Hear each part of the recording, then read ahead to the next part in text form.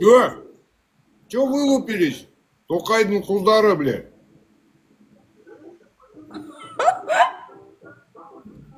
Чё там құлдар, блядь, вылупились?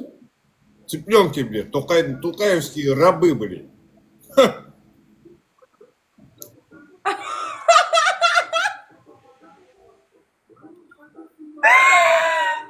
бля, бүгін не болып кетті? Чё-то, бля. Мынандай малдарды қаяқтан тауып аламын мен? Токайдың құлдары, блядь. Долбоебы, блядь.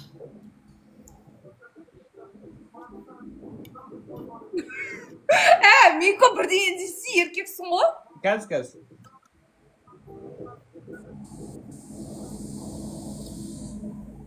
Цыплета. Балапанчики. Достар, лайк басайшы, лайк. Токаев құрметті да для вас? Обжора. Закрой рот, обжора. Токаев құрметті да для тебя? Өзінікі өндірісті? И чё, блядь? Что-то умное, что ли, сказал? Я не понял. Да. Чё, за депутатом, за бабой это повторил? Мен орысша түсінмейме. Мына сөзді айтқанда депутатты білесің ма? Кімді абай? Қазір ғана айттым ғой. Кімдікі өндірістікі деп. Ол депутаттың айтқан сөзін білесің ба? Ол депутаттың айтқан сөзін білесің ба? Ол депутат айтқанын білесің ба? Еба, тағайч, естімей қалдым. Пошел нахуй, долбоеб, блядь. Тағайчы, естімей қалдым. Иди, блядь, соси, блядь, долбоеб, нахуй. Бауыржан, рахмет. Маугли. Блядь, ты на пидора похож, ты знаешь, да? Микожан, Кімге дейді? как будто тебя, блядь, в зад имели, блядь. Кімге похож дейсің, кімге ұқсайды дейсің? На пидора похож. Қазақша сөйлеші, абай, Питер Паркерге ұқсайды ма, Человек-пауктағы? Бля, Питер Паркер. тебя, бля, в зад имели, блядь, вот ты похож стал на пидора, нахуй. Питер Паркерге ұқсайды, достар. Ати рахмет. Блядь, тупые, сука, пиздец. Роза, достар. Қазақша сөйле, блядь. Чё қазақша сөйлесем, блядь, ақшаны толы бола ма? Абай, сен бүгін накратился, да? Экономика жоғары бола ма, блядь, қазақша сөйлесем, долбоебы, блядь. Абай, сен бүгін... Блядь, қазақша, знаете, куда, блядь. Абай, сен боянғансың да бүгін, боянғансың да? Абай. Орысша қалай, накратился, накратился, да, сегодня, да? Ты учись, блядь, необразованная мразь, блядь, щегол, нахуй. Айтшы, да, нет, ты боянғансың ба, боянбағансың ба? Ты чё, блядь, у тебя глаза слепые, что ли, я не понял? Да, нет, скажи просто. Нахуй пошел, блядь, долбоёб, блядь. Просто скажи, да, нет. Блядь. Походу, боянғансың сен, да? Токайдың... боянған. Что там великое? Боянған.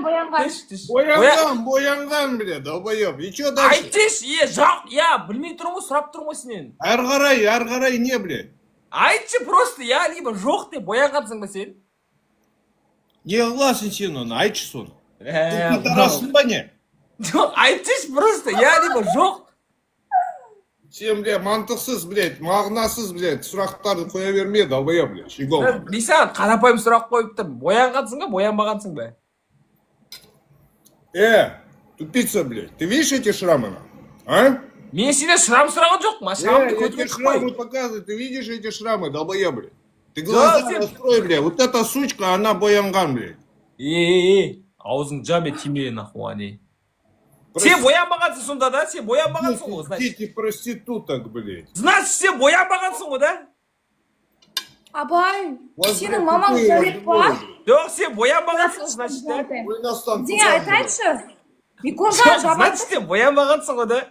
Микожан! Бәсет тұрың, қотақ тақсып тұрарысың. Ау, не мам, не? Твоя мама проститутка, ты знаешь об этом? И тебе цена $100, ты знаешь об этом, долбоёб? А? Абай, сенің мамаң жәреп па? Марата Жыланбаева знаете, пидоры? Абай! Марата Жыланбаева знаешь? Осы сөзді кто білемін, бля, жақсы көріп осы сөздер жегізген ұрғы, бля. Абай, сенің мамаң жәреп па? Тағы он рет айтшы соны. Жәреп қойсын ба? Сенің Жалипка. Ой, блядь, давай. Он Жалиптен туған. Жалиптен туған. Пидорас. Ойнастан туғансың сен, дура, блядь. Жалиптен туған, пидорас. Блядь, ну такая молодежь ёбнутая. Кто за этими долбоёбами следит, лайки ставит, такие долбоёбы. Жалиптен туылған өзі. Жалип... Приходите ко мне на канал, слушайте этих, блядь, мразей, блядь. С такими же вы станете тупыми, блядь. Приходите ко мне на канал, записывайтесь ко мне на прием, я подниму ваш уровень интеллекта. А эти долбоёбы, блядь, ваши... Пошли нахуй, блядь, тупицы, блядь.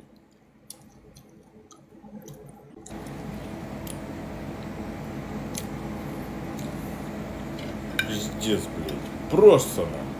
Я в шоке. Я же говорю, я поэтому и не батнусь, блядь. Долбоёбы там кругом в этом ТикТоке, блядь. Нашу молодежь тупыми делают, блядь.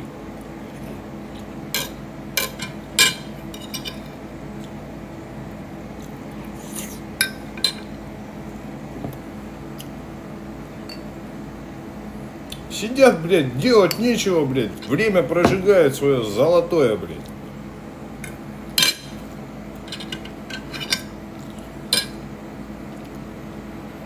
Нахуй, не буду ни с кем играть, блядь. Пошли все нахуй.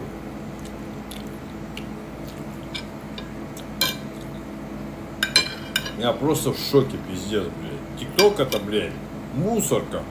Мусорка этих, блядь, глупых людей. Поэтому я не выхожу в этот эфир, блядь. И вам не рекомендую, блядь, всяких долбоёбов смотреть. Пиздец, просто пиздец. Ни Б, ни мой, ни кукареку, блядь. Вы же видели сами все.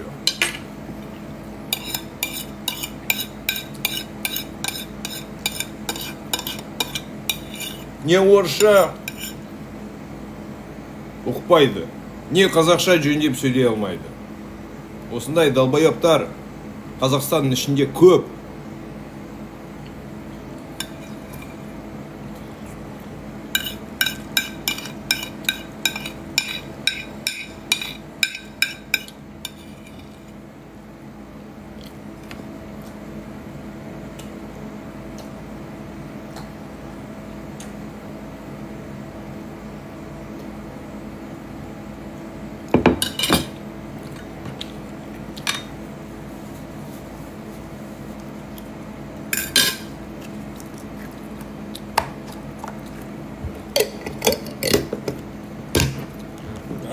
Рахмет.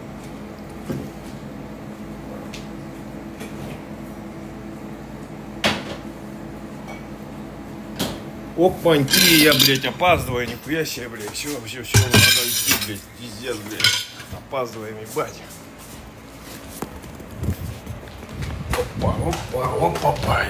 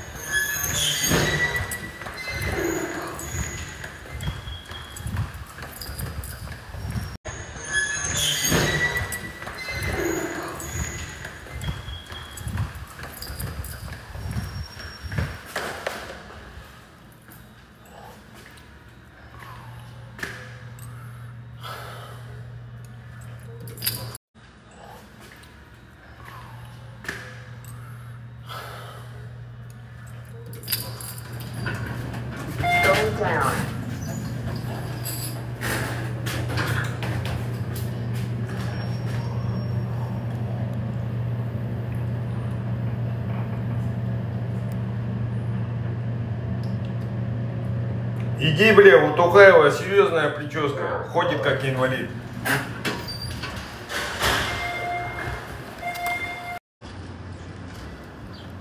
Нихуя не понимаете.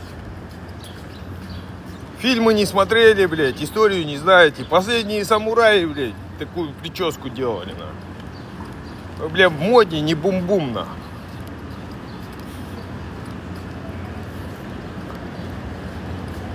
Долбоебы, блядь. Стандартные прически, блядь, делаете, блядь. И думаете, что это охуительно, блядь. Блядь, это уже старый, блядь, это уже вчерашний день, на.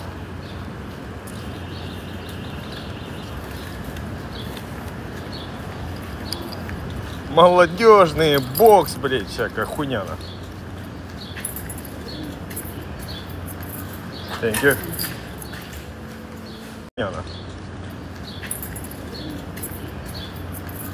Thank you.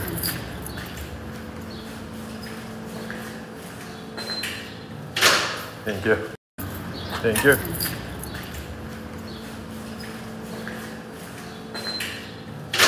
Thank you.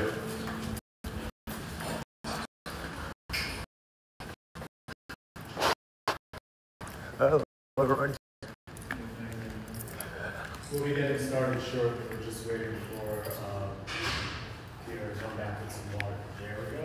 Mm-hmm. All right. Yeah, because it's such a. Because this is. I mean, this is about the same size as the group we had yesterday. Goes about like. But why? That's not that they want them. Yeah, you know, it's just being informative. Who are you informative? Meetings here. Yeah, And they're always only 10, 12 people have shown up, but it wasn't this high. So it's not the word of the people. Right, because now it's like actually happening. It's Oh. like people weren't showing up. I mean, you saw it. Don't worry. Something tells me next month the room will be packed up. What? Something tells me next month the room will be packed up. Wait. Yeah, but they see the What's deal, that right? shit? You talking about when it started, sorry. That's gonna make them come for sure. Okay, so good evening, everybody. My name is Andre, and I'm here from Stephen Miller Associates, one of the consultants on the team that's been hired to come in and do education about sub-metering. So, show of hands, who's sat through one of these before? I know I've seen some faces from when I was here 2 months ago. So if you have been to one of these before, it's the same presentation, just with a little bit of updated dates. And listen, feel free. If it's the same presentation, if you don't want to sit through it, that's fine. If it's your first time coming to one of these, we do ask that you hold all questions until the end. I will be moving through the presentation fairly quickly, focusing on the parts that most directly relate to sub-metering and how that will affect you. Once again, I think there's going to be a sign-in sheet. If there is, it'll show up. If there's not, we'll go hear about it. But let's go ahead and get started. A little bit about my company, Stephen Miller Associates. We've been in the energy efficiency consulting business for 53 years, and we're all about making buildings perform better, with offices in New York, DC, Connecticut, and Boston. And we're here today to talk about submetering, which is how the update river crossing is making to how utilities are measured and paid. And what I'll be doing during this presentation is introducing you to what submetering is, why we're switching, why buildings are switching to submetering, giving you tips on how to save energy once submetering goes into effect, and talking about some resources that are available to you and then answering any questions you may have. So, to make sure that everyone understands who all the players are in this, LNO developers, they own the buildings, CNC management company, their management arm manages the building, Quad Logic and Energy, who you're going to become very familiar with in the coming months. They're the ones who install, manage, and handle these sub-meters and the billing for the data that's read by those meters. And then I represent Stephen Miller Associates, where energy consultants, and educational trainers. So I do not work for CNC or L&M, so I can't address CNC and L&M problems. So briefly, the agenda is going to be, we're going to talk about the high level why of submetering, then get into detail about what it is and what it looks like, talk about the cost, which I know is probably a big concern for people, how you can save energy and lower that cost, and then we will wrap by talking about what L&M is doing to save energy at the building wide level. And then, once we get through all of that, we'll get to questions. So, the big three whys on submetering. Why submetering in the first place? Reduce pollution, fight climate change, and conserve energy. Right? As this graph gets started up, it's basically a demonstration to show that in the last 50 years, the year-over-year change in global surface temperature has gone from about 0.5 degrees Celsius every year to getting closer to 1.5 degrees Celsius every year, which has caused accelerated climate change, accelerated global warming. And what that leads to is an increase in flooding. Flooding due to heavy rainfall, due to climate change, is growing more frequent in New York, which puts a lot of strain on the city's infrastructure. During the last major floods we had in 2023, over half the subway lines were either completely or partially shut down. We see a lot of extreme heat, like today, when apparently this is the hottest day in the city in 12 years, which is one of the deadliest climate effects that you see around the world. As demonstrated by that graph earlier, the number of days in summer with temperatures over 86 degrees has doubled over the last 50 years. And I don't know if any of you know this, but we see grid failures like they saw down in Greenwich Village when there was a power outage because in the suburb, because high energy demand means that the grid can fail because people are demanding more energy to keep themselves cool. Peak demand shifts from about now, where it typically is for the rest of the year, to like 3 in the afternoon, when it's hottest, when people are trying to stay cool because of the oppressive heat outside. So that's the climate change portion. The submeter will reduce pollution because city and state legislations both require buildings to reduce their carbon emissions, and one of the ways to do that is to get energy usage down. Saving energy means less greenhouse gases, means less air pollution, and in New York City, unlike Iowa, where there are cows and farms, and that's the biggest source of pollution, in New York City, it's buildings like these, because they're just big and they use a lot of energy. And then the last why for submetering is conserving energy. We find that when people are aware of how much energy they're using personally, we see something like a 24% reduction in the amount of energy that they use. So that's a big high-level why of submetering. But what exactly is it? It's a way to build utilities where residents are billed directly for the energy that they use, and it allows for fair allocation of energy usage among residents. So, unlike in most of the city, multifamily apartment buildings are directly metered. What that means is when the building is built, Con Ed installs a meter for each unit in the building. So every unit comes with a meter that can be read, and then residents are told this is how much energy you use in your unit. And this is the way it is for most of the city. For the river crossing buildings, when they were built, they were originally master metered, which means Con Ed put one meter in the building to read all the electricity going in to the building, but did not have a way of telling how much each individual unit was using. So what happens with submetering is chronological metergy have metered all the individual units on top of the Con Ed master meter, so that those individual submeters can then tell you how much energy is being used in each unit. So it's just a way to meter the building so it more directly reflects what's already happening in the majority of the city. Can everyone hear me, by the way? I feel like I'm speaking really low. A little thirsty. So what will be submetered? Any electricity that you use in your apartment for appliances, electronics, lighting and air conditioning will be sub-metered, and that's what you'll be charged for.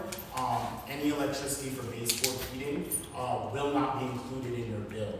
The way they make sure that this won't be included in your bill is that every unit has a little gray box similar to this one near the baseboards that meters just the amount of electricity that's coming into the baseboards.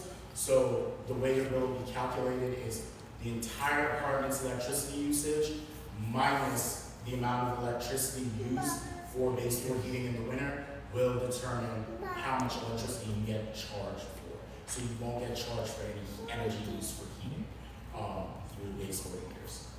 Wait, can you do one slide back so I can take a picture? The one. Oh, yeah. Typically, there are copies of this presentation. You can stop by the management office and ask for a copy of the presentation, or ask for a copy to be sent to you. Feel free to take pictures, but I'm just letting you know. So, the big question, reason why most people come, how much will sub-metering cost? The answer is, it depends. It's totally like with the rest of the city. It depends on how much electricity you use. So everyone's rent is going to be reduced by an offset determined by, what is it, DCR, the Department of Community Renewal at the state level. Your rent will be reduced based on your apartment size, and the number is based on the average electricity cost per month over a year of an apartment of your size in a building like this one. So if you have a studio apartment, your rent will get reduced by $96. A 1-bedroom is $109, 2-bedroom $144, 3-bedroom $178, 4-bedroom $213, 5-bedroom $248. Right? That's an average of all the buildings in the city that all the units in the city that are in buildings like this one. So you're not getting compared to like commercial building tenants that are using like keeping their lights on all hours of the night, even though there's nobody in the office. But you're not also being compared to like 2-story houses out in Long Island who have different electricity usage needs. So what does that look like in terms of monthly usage, annualized usage, and cost? This is an example of an energy efficient apartment in New York City. It's my coworker's apartment, 2 bedrooms, and as you can see by the bars, the cost fluctuates per month, roughly in line with the average temperature per month. So as it's cooler, you spend less on electricity. As it's warmer, you tend to spend more on electricity. As you can see, her electricity bill peaks in August at about $177 per month. But the average cost of electricity for her over the course of the year is $84 a month.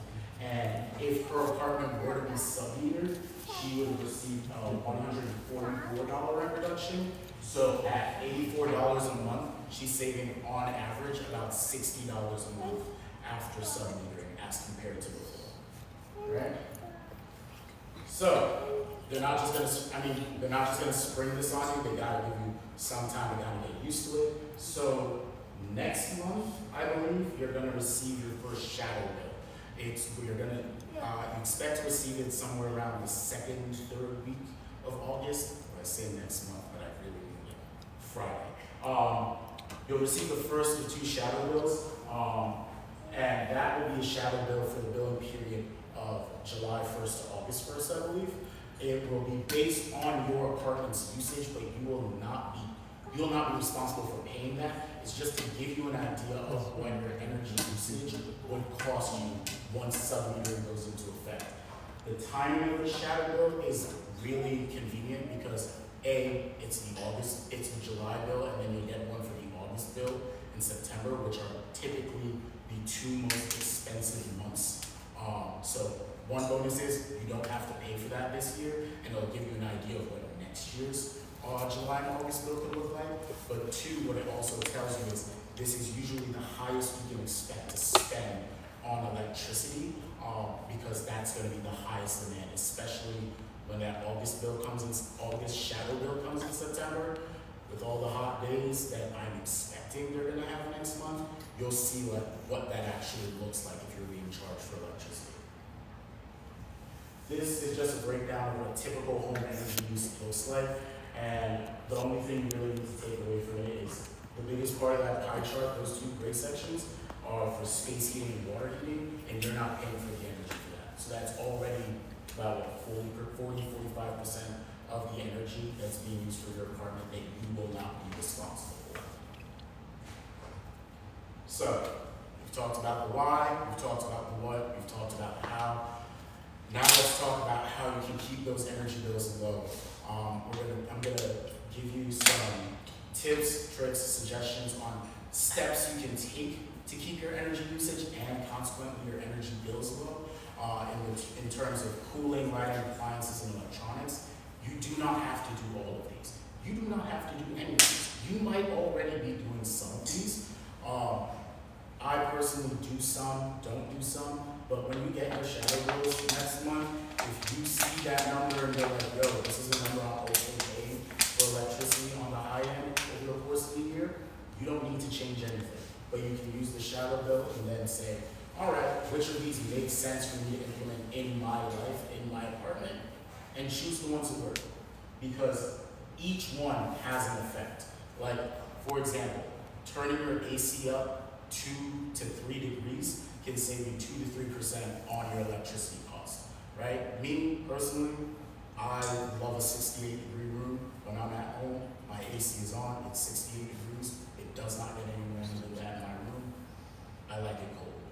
But if I turned up my AC to 70 or 72 degrees, on a 95-degree day, I'm not noticing that temperature difference because all I know is it's cooler than outside. But the difference between 68 and 72 can save me about 4 to 5% on my electricity bill for the AC. Switching from incandescent bulbs to LED bulbs can save you up to $40 a year. Using smart power strips that turn off or reduce the amount of load that you're pulling from your outlets can reduce your electricity bill by up to $50 to $100 a year. So I see your question, I'll take it at the end. I'll take your question first. Thank you. So this is just to show you that each individual measure that you can implement will have an effect, so you don't have to do all of them. Do the ones that fit your lifestyle.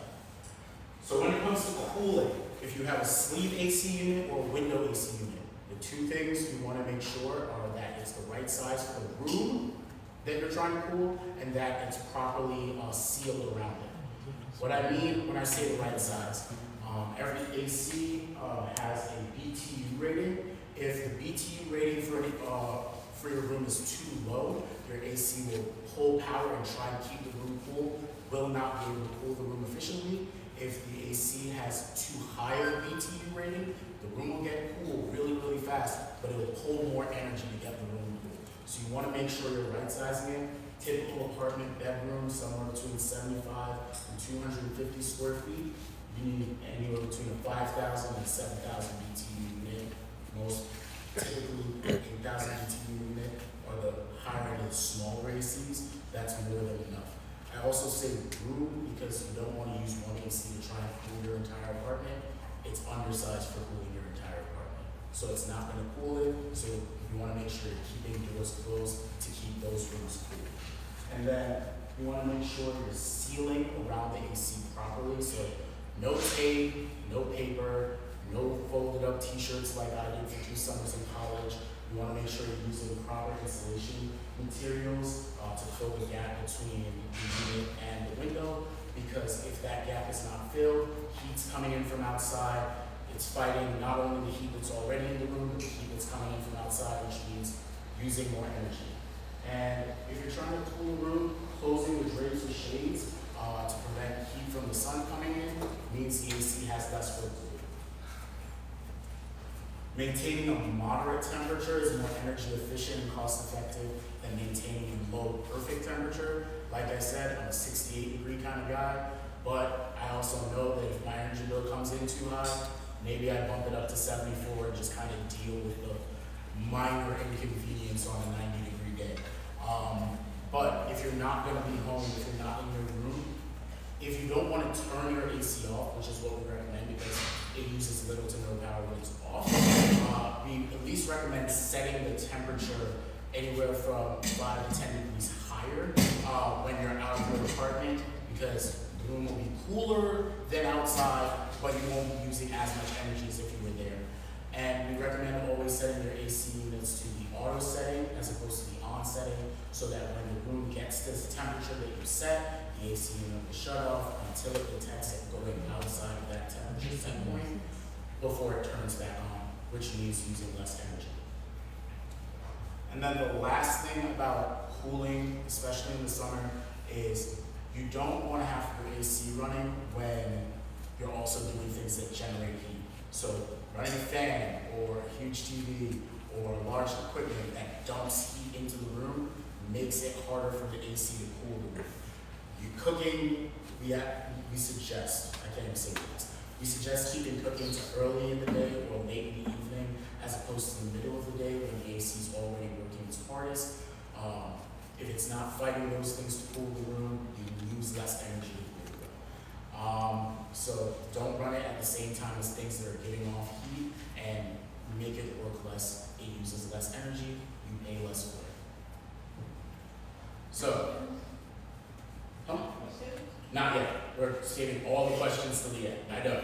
But I'm going to move through this as quickly as I can. I'm going to skip a few parts that aren't as relevant, just to make sure we get to the end and we have time for everyone's questions. With lights, the big one is with lights, the big thing you want to do is, if you haven't already, switching out your bulbs to LED bulbs is an easy way to save energy. They use 75% less energy than regular bulbs and last 25 times longer. Even changing the 5 bulbs you use the most can save you money on your electricity bill to LEDs. And then the tips with lights are the tips that they've always been. If you're not in the room, turn off the light. If it's nice enough outside and the sun's shining through the window, use the sunlight because they haven't figured out how to charge it for it yet. And if you need LED bulbs and don't have them, you can reach out to management and they can provide some form of free charge to replace the incandescents in your unit. So, for appliances, if you need to replace an appliance, you want to look for an Energy Star appliance. I know that Energy Star fridges have been provided for any residents who requested one. Some people have asked, like, I see that my neighbor has a newer fridge than I do, like, does that matter? New versus old doesn't matter as much as Energy Star versus not. All Energy Star rated products are rated that way because they're going to save you more money and use less power than non-Energy Star rated products. When it comes to your fridge, don't keep your fridge door open longer than you need to, because the longer you keep your fridge door open, the more your fridge is going to think it's your air conditioning. Keep the temperature in the fridge somewhere between 35 and 38 degrees. If you have a fridge that doesn't tell you what temperature it is inside, it's too cold, it's starting to frost on the things you have in your fridge. If it's frosting, you can turn the temperature up a little bit. We recommend keeping the freezer at around 5 degrees Fahrenheit, and same rule of thumb. If there's frost forming on stuff in the freezer, you can typically turn the temperature of the freezer up a little bit. If you have a dishwasher, the tips are only run it when it's full, opt for air dry instead of power dry. You can save up to 50% of the dishwasher's energy usage by just improving those 2 things. When it comes to a microwave things in batches, uses less power that way, and except for popcorn, use any presets they might have, because that will give you just the amount of power you need instead of 4 minutes at max power, which uses more energy. So, phones, laptops, TVs, game consoles, any of the other miscellaneous electronics you may have. The big ones here are, if you're not using it, turn it off. Even if it has a sleep mode, if it makes sense, turn it off. You use less power in sleep mode than when it's on, but you use less power when it's off than when it's in sleep mode. Use power strips when you can, smart power strips if you can get them. They help prevent the prevalence of vampire roads, because if you have something plugged in, even if it's not being used, there's still small amounts of electricity that are being pulled by the plug just being in the wall. So using a power strip reduces the number of vampire loads, and some power strips prevent them entirely. And if you need to upgrade any of your electronics, always, once again, keep an eye out for that yellow Energy Star label. Means it uses less power than its non-Energy Star counterparts. Okay, so I have some questions. These things we could almost do ourselves. We could almost figure these things out ourselves. But my question is kind of a relevant question. And I will get to you second, because I saw her raise her hand first. So I promise you will get to the Yeah, so questions. we can do these steps ourselves. No, that's the point. But I promise I'll get to it. The faster I finish, the faster we get to the questions. So, this chart. Excuse me, you said the strip, but is it the surge supporters? That's what you're talking Yeah, about? surge protectors, same works It's the same same thing. thing. So, this is just an example sheet that shows you what different appliances and electronics use typically in terms of their energy use, as well as what that would look like cost-wise. The two big takeaways are obviously the bigger devices you use more energy, and the amount of time you use it for uses more energy depending on how long you use it for. So a laptop uses 60 watts for 150 hours a month being plugged in will cost you $2.07. But an air conditioner at 125 hours a month at 1,000 watts, that by itself will cost you $37.50, right? So when you're making decisions about what to worry about plugging in or turning off or unplugging, keep that in mind. Like, some things have a bigger impact. Some things you can't avoid. Your refrigerator is going to be on every hour of the day for the month. But compared to your AC, it uses less power. So, you know, you do what you can, but always be mindful about what devices you're working about. And you can always do the rough back of the envelope math to see either how much a device costs to run for an hour, or how much it costs to run for a month if you know roughly about how long you use it over the course of the month. You take whatever wattage is listed on the product, multiply by 1,000 kilowatts, multiply by the number of hours you assume you're going to use it for the month, whether it be 120, 150, or 720. That would be kilowatt hours, and then I said multiply by 1,000, I meant divide by 1,000, I'm so sorry. And then you multiply by the utility cost.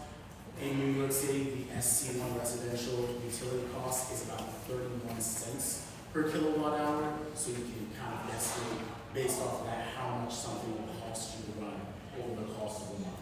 There are also calculators that can do this for you and just Google them, so you don't have to like do all the math by hand. I'm going to skip over this section because it's general energy saving tips, but these tips don't directly impact submetering. The big takeaways are the tips for heating season in the winter are similar to mirrored from the tips of summer. Heat your apartment with the sunlight if you can. Wear more layers so you don't have to set your heater up. And then for water, which has nothing to do with submetering, but it's just good energy efficiency. If you see a leak, report it to management. We're going to have a whole section about that later.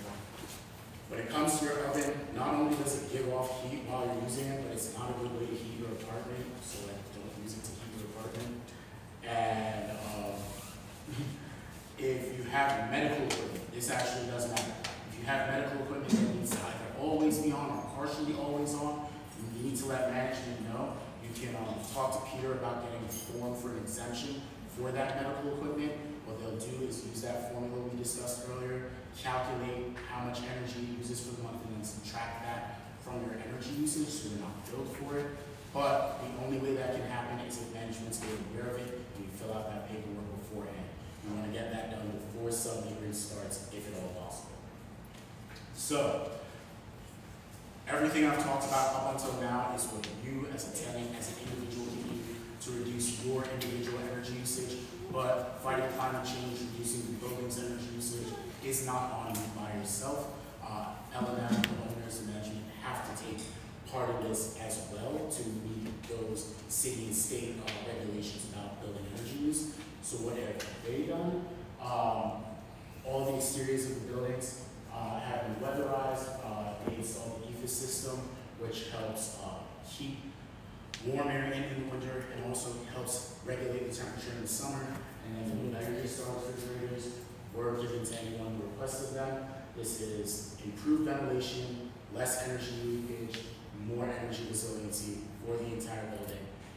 There are additional planned upgrades like the replacement of the domestic hot water heater and installing cogen, which means more energy will be generated more energy efficiently on site, which means better hot water delivery and better heating efficiency and lower risk of power failure in the building. So L&M is also doing their part. So, in terms of planned information sessions like these, this is the 5th of the 8 residential trainings. One more will happen at the end of next month before Sunday goes live, so 6 of which will take place before Sunday goes live in September. There'll be one targeting that already happened for residents with high energy usage. Those residents with high energy usage were made aware of their high energy usage by management via email. So if you didn't get that email, congratulations, you're not in the high energy usage bucket already. Did you get one? All right. So as far as the timeline, we're at this 5th session. You're supposed to get your first shadow bill middle of next month, and it'll be for July 1st to August 1st, as I understand it. Submetering will start officially in September, so you'll receive your first bill for which you're responsible, I believe, in mid-October. So you'll have, so you'll have a shadow bill that you get mid-August, a shadow bill in mid-September that'll show your usage for July and August, and then the bill you get in mid-October will be the first bill that you are responsible for paying, right? So, once again, I talked a lot about what you can do, but as tenants, there's some things that are not your responsibility. If you set the temperature on your thermostat and your apartment isn't getting warm enough, call maintenance, let management know. If your thermostat or your heater just aren't working, call maintenance, let management know.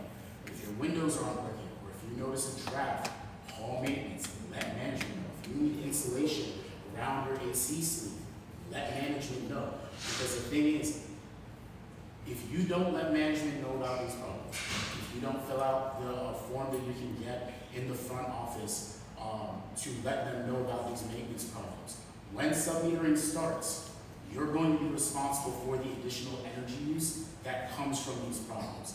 So if you know that there are issues in your apartment that fall under the list of things that management is responsible for dealing with, better off letting them know now and being incessant about getting it fixed before September gets here. Because when September gets here, that energy usage is going to show up on your bill. If it's showing up on your bill, that means you're the one who has to pay it. So, how do you let management know other than just going to the front office?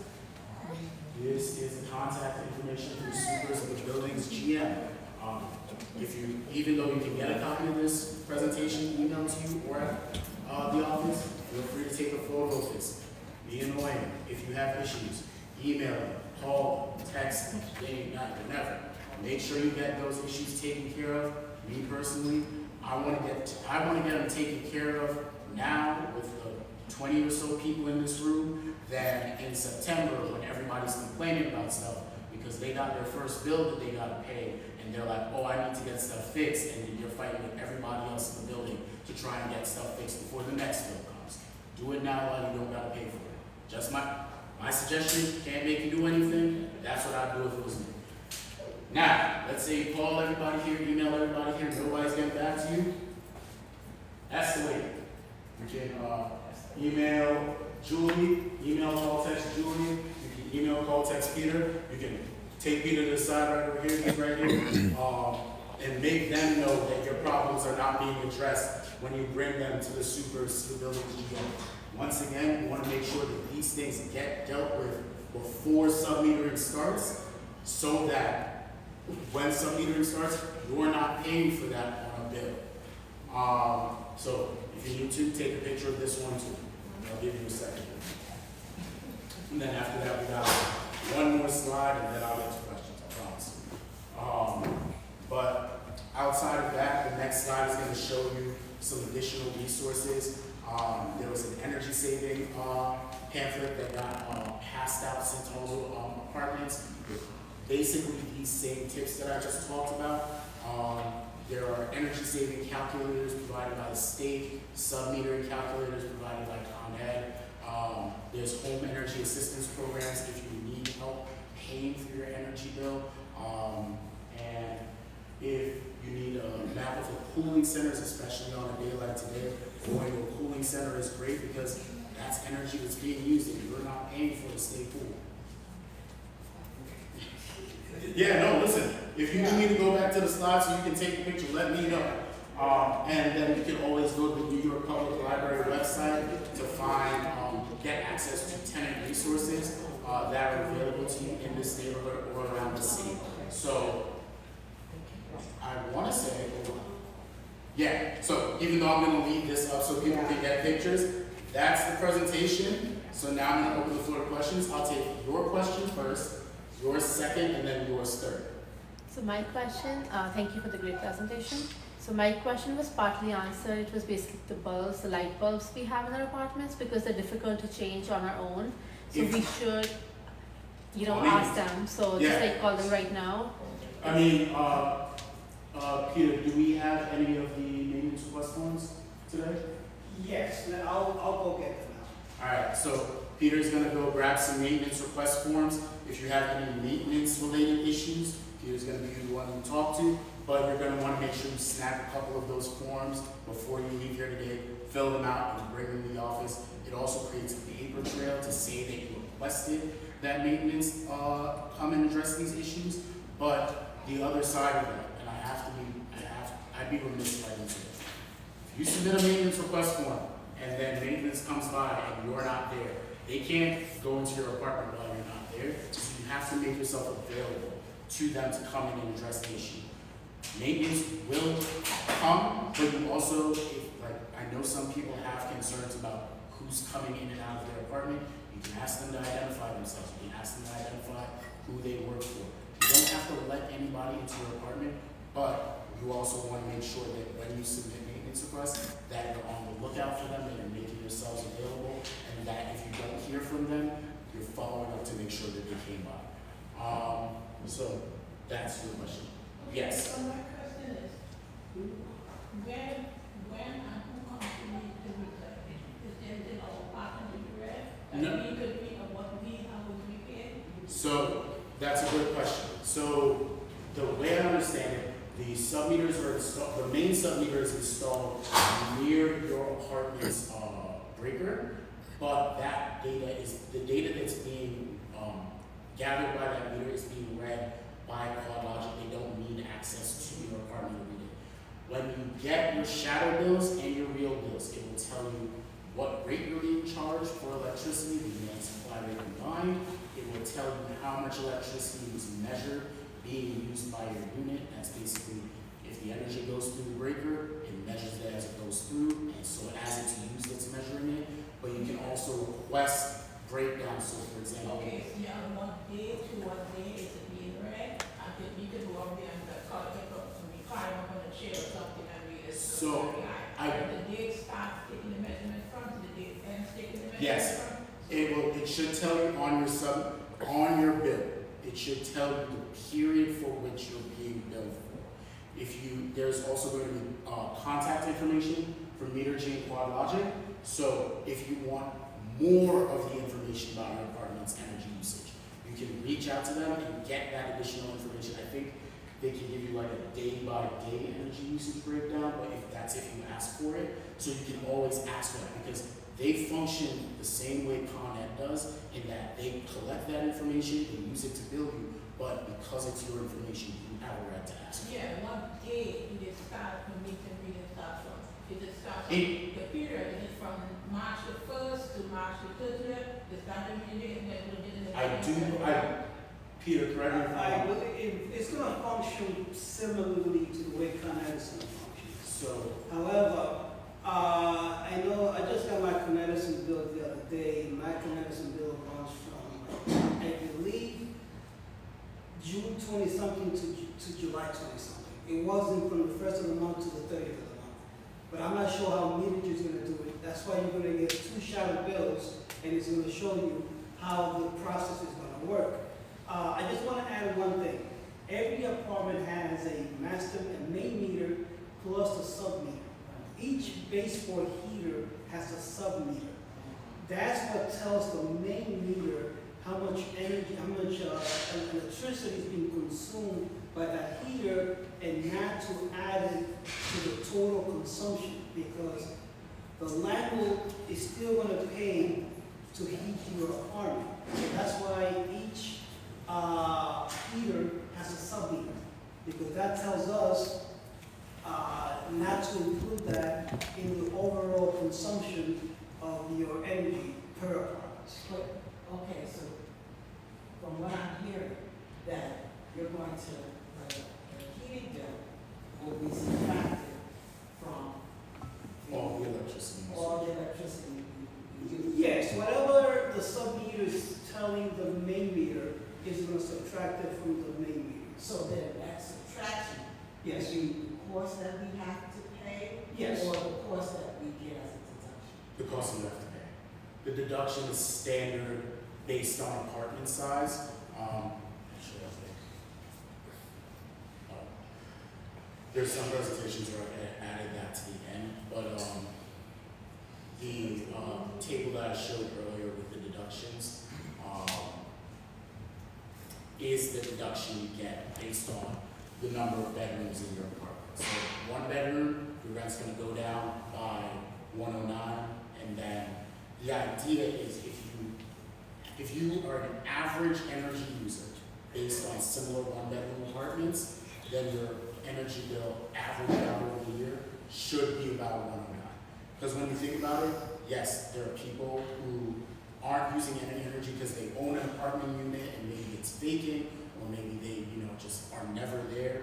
Their energy bills are really low. And then you have the high extremes where it's like they got lights on in every room, AC running in every room when they don't need it, running at 65 degrees because they like it ice cold, playing music all hours of the night, their energy bills are real high.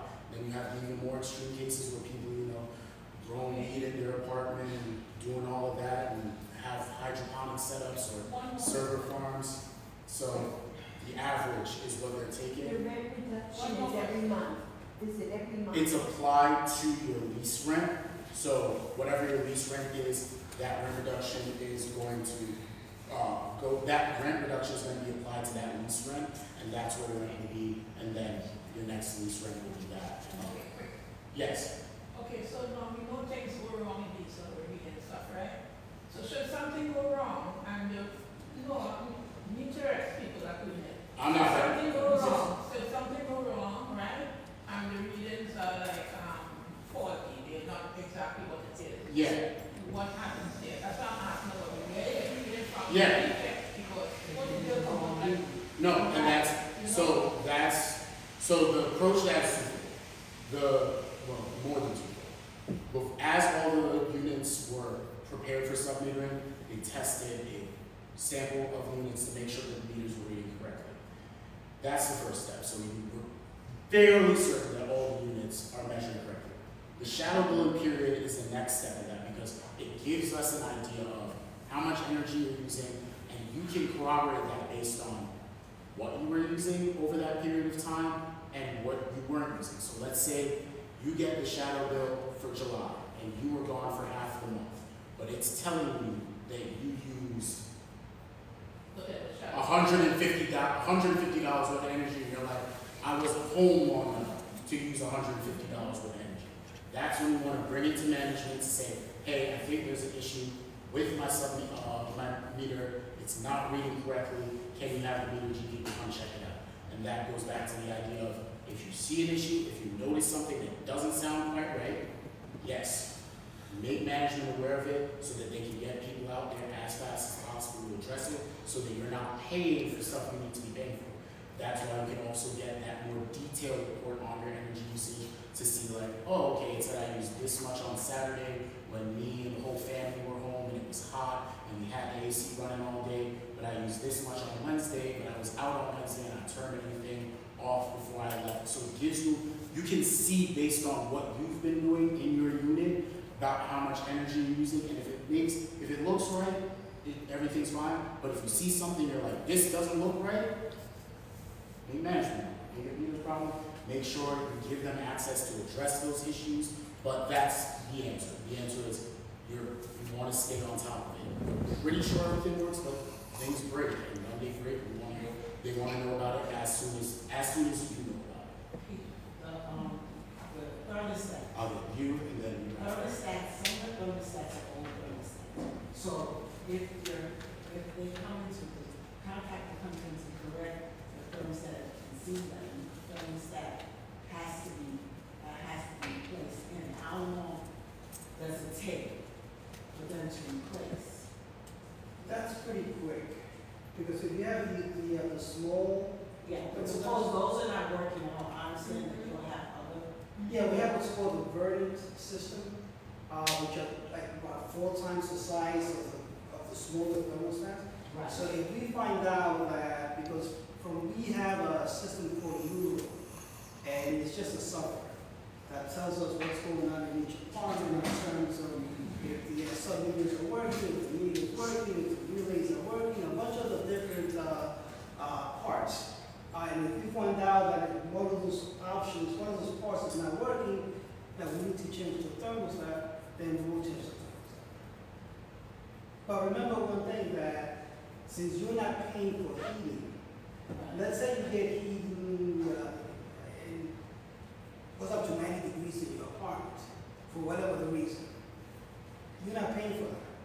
So, of course, you don't want to have 90 degrees in your apartment. You just let us know, and then we'll see what the issue is.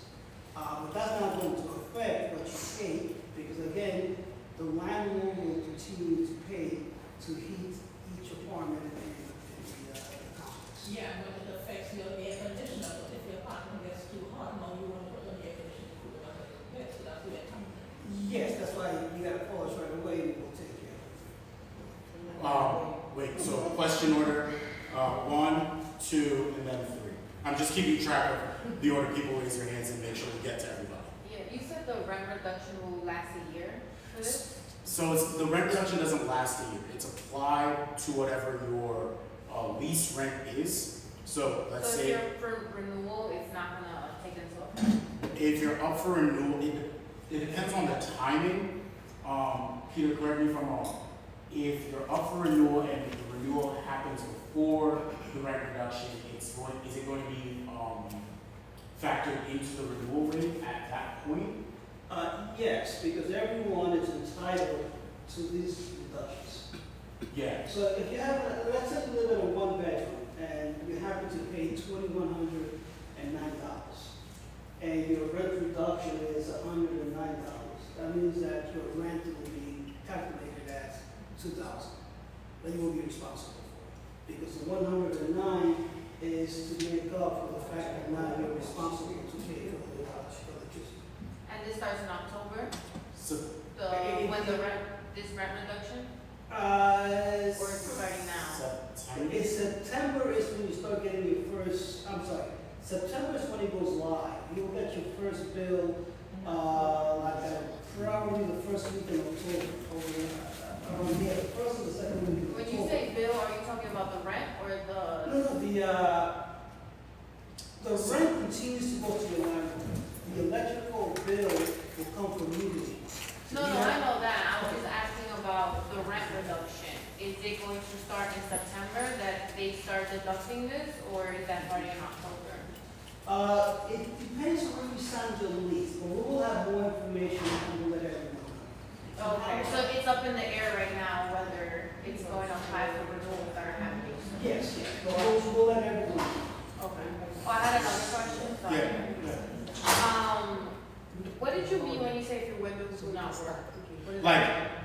Like literally, if your window's stuck, for example, if it can't open, if it can't close, if it doesn't close all the way, if it's kind of crooked in the frame, anything like that. Or you have air coming. Or if you feel a draft coming in through the window, that also window not working. Oh. Alright. Sorry.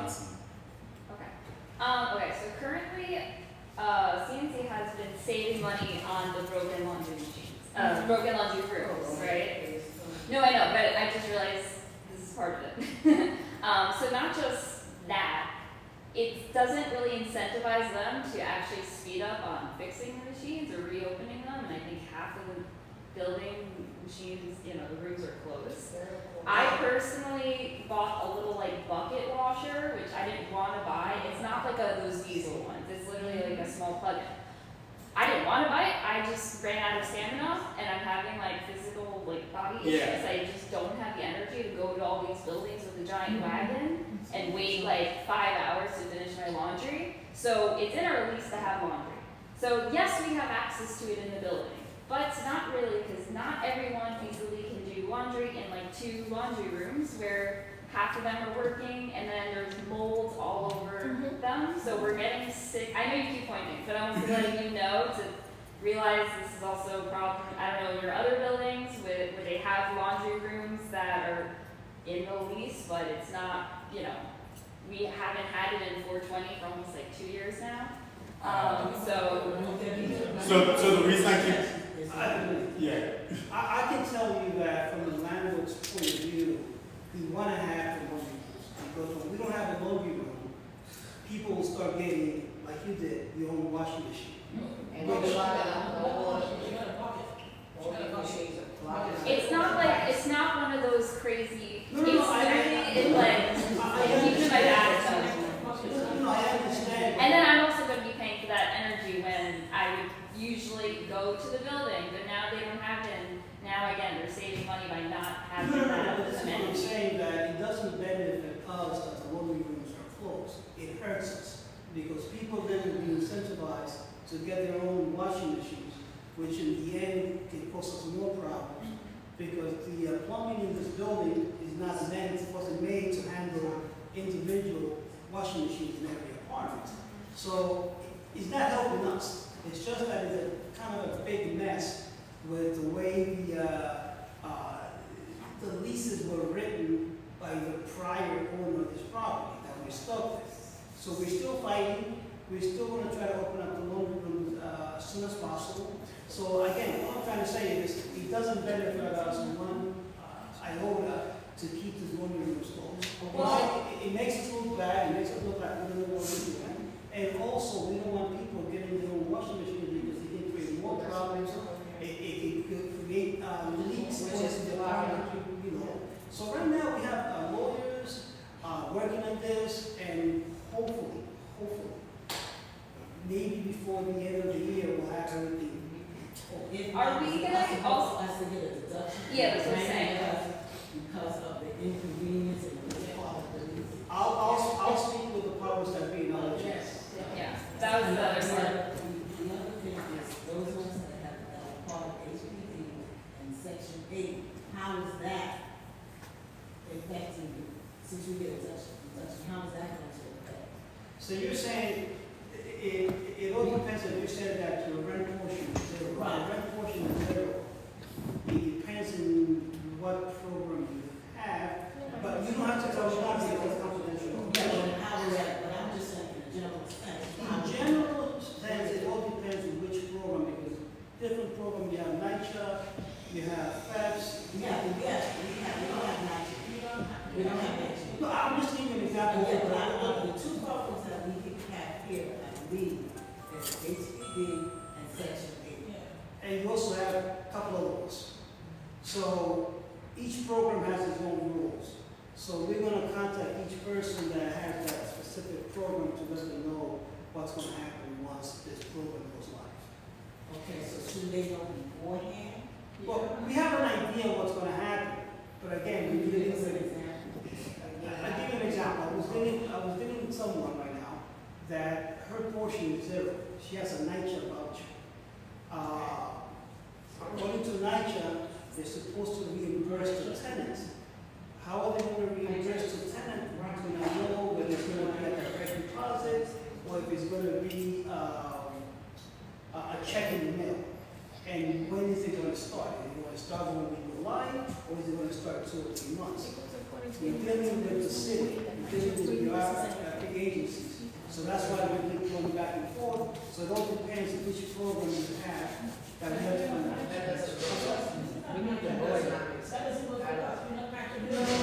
I think what Peter's trying to say is that example might not specifically apply to tenants in this building, but I think he's just trying to illustrate that with the different programs that provide rent subsidies, they each have their own process for how they handle sub-metering.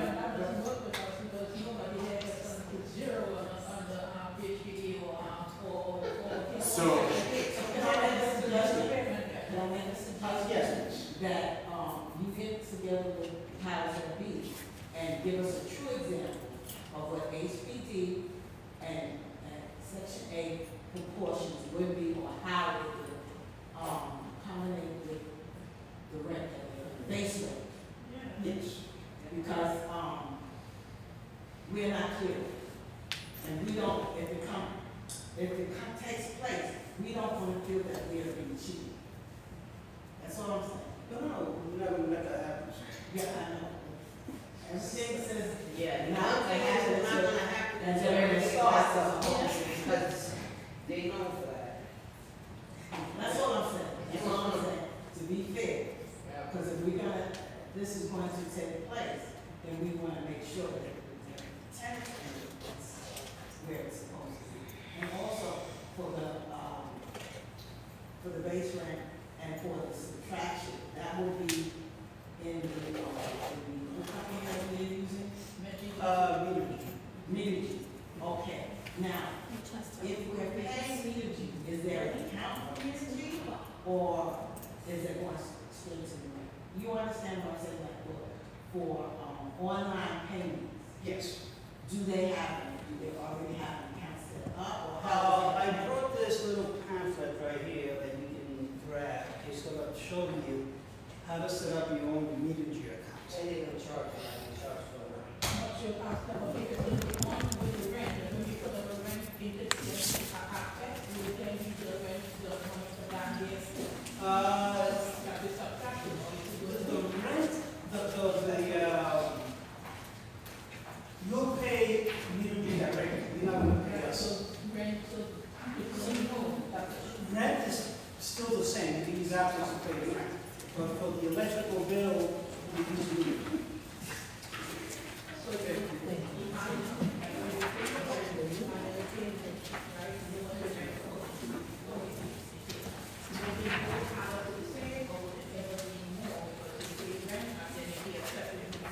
Like the example I gave, if the rent is, let's say you have a 1 bedroom, and the rent is $21.09, and we reduce it to $109, the rent now is $2,000. So let's say you got out of $2,000 check, and then let's say you get a bill from Metergy for $75. So that month you save the difference between $109 and $75.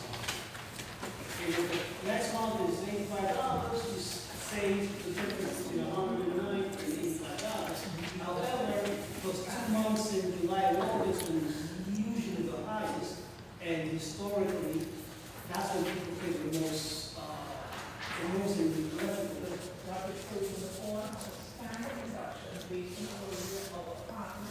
Yes, yes, I'm sorry.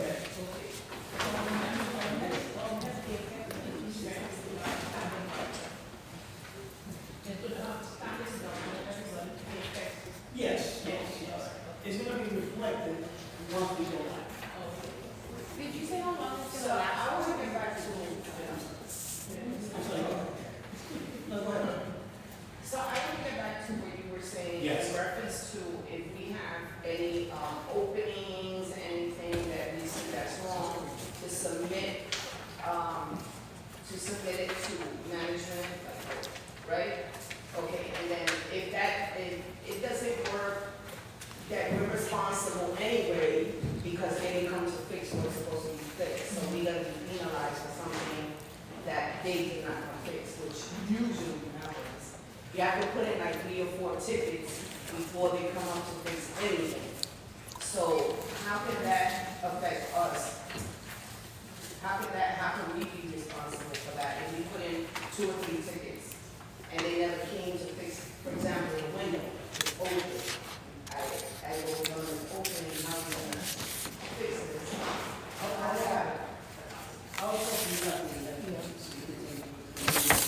Everybody. No, I think I'm talking in general. I'm talking in general, the whole office, period.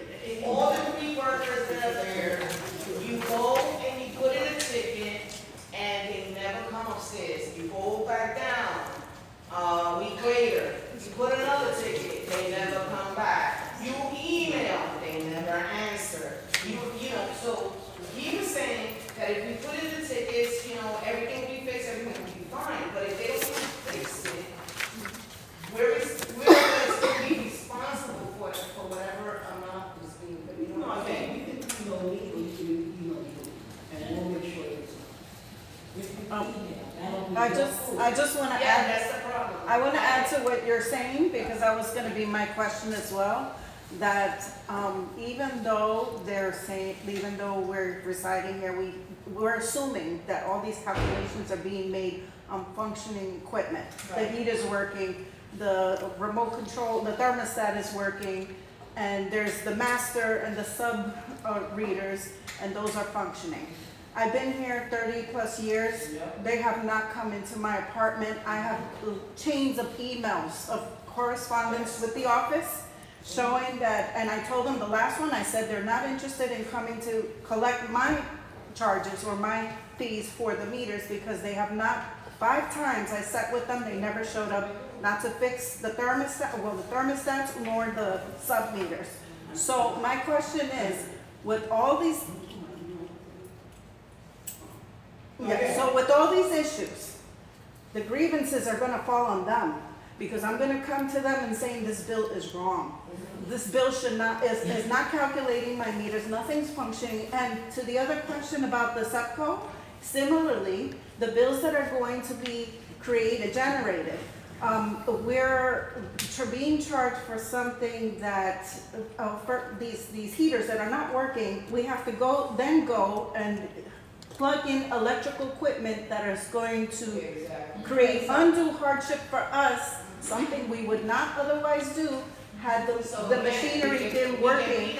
And so now we're coming to them saying it's not our fault how we get credited for this extra electrical appliance that we had to do as a result of this company. And so this company is going, is in a partnership that right now is not functioning. I mean, they say they come, be there at the apartment for do the repairs, but they do not come. And I'm corresponding, I said they did not come, but they told you they came. They did not come, but yet they scheduled an appointment that I work. I'm trying to be respectful of their time, and they do not arrive. So